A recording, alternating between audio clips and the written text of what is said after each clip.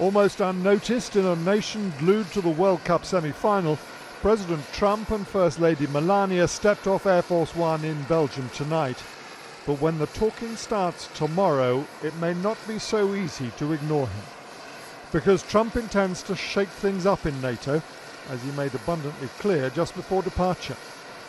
So I have NATO, I have the UK, which is in somewhat turmoil, and I have Putin. Frankly, Putin may be the easiest of them all. Who would think? Who would think? Easier to talk to Putin than to America's oldest and closest allies?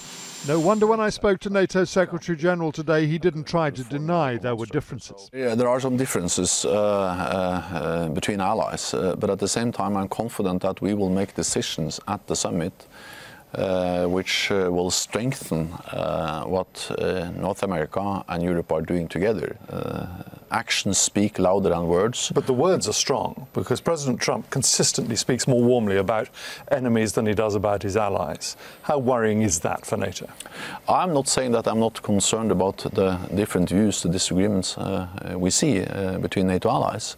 But I'm saying that we have seen throughout history that NATO is able to overcome differences. We are 29 nations with different history, different political background, both sides of the Atlantic, but again and again we've been able to overcome disagreements.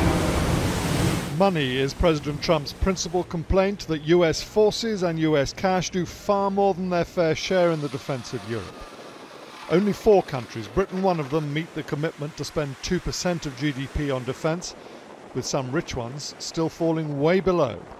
But Trump has a point with Germany, does he not? The richest country in Europe runs a big budget surplus, spends just 1.3% of its GDP on defence. That's freeloading, isn't it?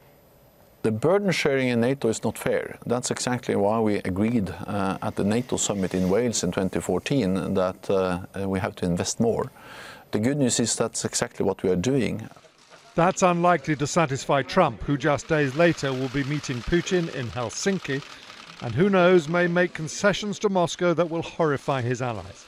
And that's the point. These events are normally choreographed to within an inch of their lives. This one will be unpredictable, perhaps dangerously so. James Mates, News at 10 at NATO headquarters.